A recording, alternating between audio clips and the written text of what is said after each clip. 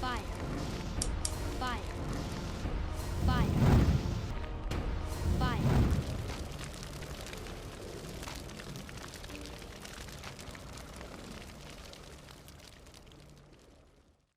Yo, and we back, fam. I know it's only been like a few days since my last video, but we're back. And today we're making hummus, which is like one of my favorite things to snack on, to eat, because it's healthy, it's high in protein, it's full of beans for your growing soul, and it just tastes good. You know, it's something that you can't get sick of. Unless you eat like a lot, like kilos and kilos of it every day, of course you're gonna get sick of it. But you know, it's just so good. It's perfect. Well, let me show you how it's made. I'm gonna start off today by showing you the ingredients. So what we're gonna need some dry ass chickpeas, some tahini, some garlic, some lemons, and some olive oil. And of course salt and pepper to season. So as we do, we always have to get a nice shiny bowl and just put in all of the chickpeas. Well, actually, as many as you want. As many as you damn well please. That's really how much you want to put on. And then get a bottle of water. Well, in my case, I got a bottle of water because I don't know why. Don't ask me why. And from Costco, you know, that shit is good. What you want to do, you want to just leave that overnight to soak. You want it to hydrate. Anyway, put the Glad wrap on, tap it for a bit, and then rise and shine. It's morning. And there we are. Our chickpeas nice and hydrated, nice and puff. Get a pot and pour in slowly all the chickpeas. Now this is a very vital step. I don't know why, but you can't do it rapidly because, I'm just kidding.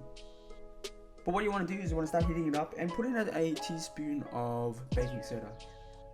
This actually helps break down the husks of the chickpeas, which is what I learned in Israel when I was there last year. And it was just a really cool method to use, because before that I would always take them off individually. This way it just saves you heaps of time and it doesn't really affect the flavour, so like, why not, right? And you just fill up the water. You can put as much water on as you want. You just want to cook down the beans. And the magic of the baking soda, it's going to foam up, obviously. Well, not obviously, I didn't even know it was going to foam up. And you just scoop it all out and leave that. Like, it steams up like a Japanese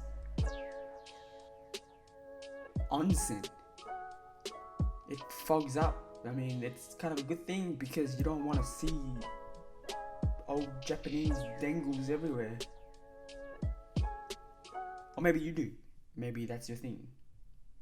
But okay, yeah, whatever. So next thing you do is just kind of take out all the foam. Just make sure it doesn't overflow.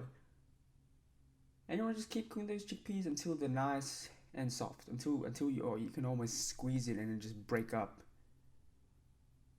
Look at this, a nice zoom in, as I always do, and that's what you kind of want, you know. Chickpeas. And you can't really screw this up unless you somehow mash it up in the pot or like, yeah, I don't really know how you can really screw up. I mean, I guess you can take it a bit too far, but in this case you can probably just tell, you know, just by eye. So after it's all scooped out, you will notice that all the husks actually rise up into the water or on top, and you just want to take it out. You want to get it as much out as possible. You don't have to actually worry about getting it all out just yet, because when you pour it out, it's pretty much gonna do it itself. Self-cleaning. Well, not self-cleaning because you're kind of doing it. So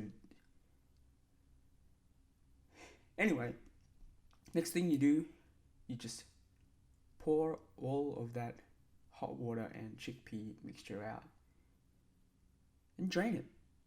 You want to rapidly cool down the chickpeas. So what I have is just a bowl of just nice cold water, and then pour the chickpeas in it.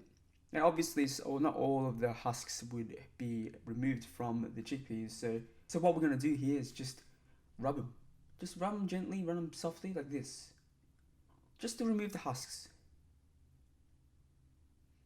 So what we're going to do here is just rub them. Just rub them gently, rub them softly like this. Just to remove the husks. And then, yeah, you just individually just take it out. I mean, it doesn't matter if you have a little bit, you know, you have a few husks here and there, because it's all going to be processed anyway, and really, like, you can't be that super picky. So what we want to do next is put in all the chickpeas into a food processor. And once that's all done, you want to put in 3 tablespoons of tahini, 3 tablespoons of olive oil, and you know, extra if you want it more oily. You want to season that as well. You want to put pepper first, your garlic, salt. I don't know why I didn't do salt and pepper together, but you know, like, sometimes you forget. Sometimes things don't have to be in the right order. And then you put in your lime. And then what you want to do is just, I forgot, but you want to take out the chickpeas just to have them fresh into the hummus, as you'll see later, and process it all out. You know, I'm just putting on pulse for, you know, just about a minute, and checking the texture. I mean, look at that, like, that looks hella smooth. I would rate that like 91.5. And yeah, this is me just, you know, chuck it into a bowl, trying to make it look nice, but it was a bit tough. I don't know why. Like, usually it's pretty easy to kind of pour it in and spread it in, and you know, whatever. And then, like I was saying before, you want to get those chickpeas and just put it in, just for an aesthetic thing, and you kind of want to get that bite as well. And you're gonna put in a big ass glug of olive oil all in that, because, you know, like, it's just gonna be good. This is actually how I like to eat my hummus. Like, it's very basic, just a nice pita bread with some pickled vegetables. You know, some jalapenos for some heat, some olives as well, and sometimes even some pickles. You know, because I like that sharp kind of tanginess and the heat and the crunch that comes with the pickled vegetables. You know, it's one of my favorites. It's super healthy and it's filling. Like, it's pretty damn filling. The only thing is, you potentially could get gassy because beans are the magical fruit. And the more you eat, the more you toot.